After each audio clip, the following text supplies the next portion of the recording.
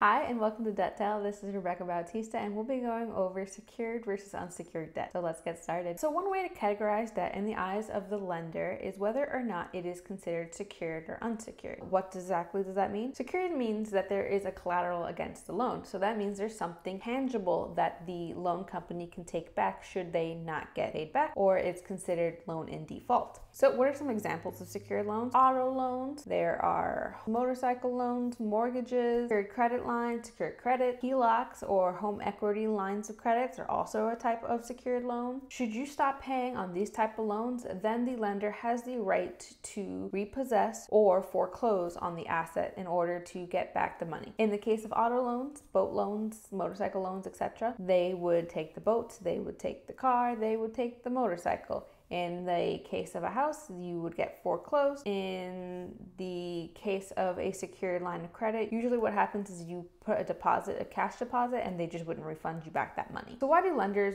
request collateral? Any type of loan that has collateral will make it less risky because they have something they could sell in the interim should you not pay back. A perk about having a secured loan is that these type of loans tend to have lower interest rates, have higher loan limits, and for very high expensive purchases, the repayment time is really long. So in the case of mortgages, you have 15 years, 30 years, and in some cases even longer. Also, because some of these loans have a asset, sometimes to qualify for a asset-based loan is a little bit less intimidating. But again, this is not for all. Unsecured debt is when there is no collateral attached. So for example, traditional credit cards, personal loans, student loans, all of those don't have something that a bank or lender could take back. If you default, then they send these type of loan balances to debt collections in order to retrieve some of their money back. Because there is no asset attached to these, they're a little bit more riskier, and therefore in some cases it could be a little bit harder to get these type of loans. Generally, these loans really focus on your credit score and your income producing potential in order to determine if you are worthy to have